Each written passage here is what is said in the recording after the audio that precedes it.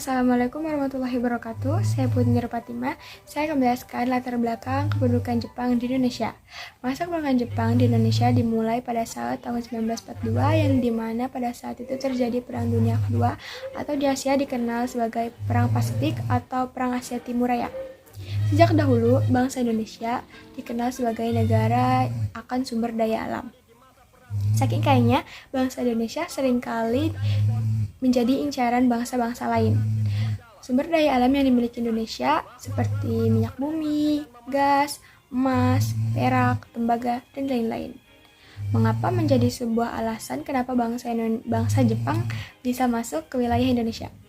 Jepang berusaha untuk menguasai Indonesia dengan alasan Angkatan Perang Jepang atau Dai Nippon membutuhkan minyak bumi dan bahan-bahan mentah lainnya, memenuhi kebutuhan Angkatan Perang Indonesia. Cara Jepang menguasai Indonesia dibilang cukup cepat. Dimulai pada Januari 1942, tentara Jepang telah mendarat di Tarakan, Kalimantan Timur, kemudian disusul dengan penguasaan daerah Balikpapan, Pontianak, dan Banjarmasin. Lalu dengan cepat mereka menyebar menguasai daerah Indonesia lainnya, terutama Pulau Jawa, dan mereka berhasil merebut Batavia menjadi pusat pemerintahan kolonial Hindia Belanda. Pada Maret 1942, Belanda pada saat itu masih menguasai Indonesia. Semakin terdesak, terpaksa menyetujui untuk diadakan perundingan. Dalam perundingan yang dikenal dengan nama Perjanjian Kalijati itu, diputuskan Belanda menyerah tanpa syarat kepada Jepang. Sejak itu, wilayah Indonesia berada dalam kependudukan pemerintahan militer Jepang. Nah, dampak kemerdekaan Jepang di Indonesia. Walaupun bertujuan menjajah, Jepang juga berhasil mengelabui rakyat Indonesia dengan kedok menjadi penyelamat Asia. Kedatangan Jepang juga membawa dampak positif bagi Indonesia. Yang pertama, gerakan Jepang juga mendukung anti Belanda yang mengobarkan semangat nasionalisme bagi bangsa Indonesia. Yang kedua, Jepang juga membolehkan bangsa Indonesia sebagai bangsa komunikasi nasional. Yang ketiga, Jepang juga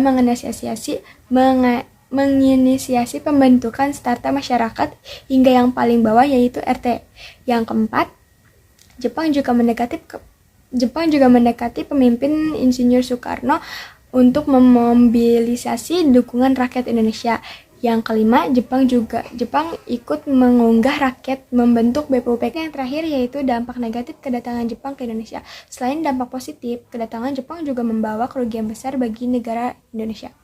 Yang pertama, Jepang menguasai daerah strategi yang dianggap penting, sehingga Jepang menguasai dan melakukan sewenang-wenang kepada rakyat Indonesia.